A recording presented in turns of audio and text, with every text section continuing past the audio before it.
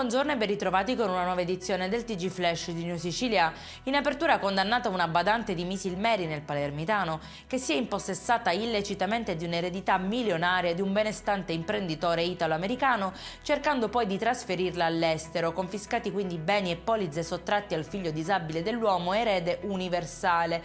Il padre sperava di potergli garantire una vita sicura dopo la sua morte, tutelato dalla donna che per anni lo aveva accudito, ma così non è stato. Denuncia per abusi edilizi, ma durante i controlli emerge che anche lei era coinvolta in attività edili illecite. Questa è la tragicomica vicenda avvenuta in una villetta di Modica nel Ragusano, dove una donna, nel tentativo di mettere nei guai il proprietario, ha finito per ritrovarsi in una situazione che si è completamente rivoltata contro di lei.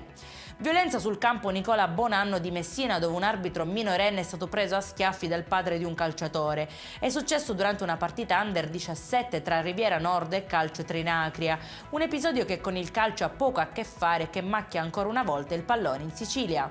Paura, ma per fortuna nessun danno per una scossa di terremoto che ha svegliato la scorsa notte intorno alle 4 i residenti di Ramacca e dintorni nel Catanese. Lo comunica su X l'INGV.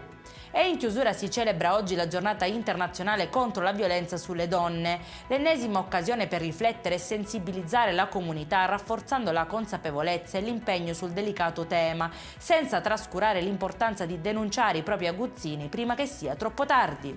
Per questa edizione è tutto, prossimo appuntamento alle 19:30, buona giornata!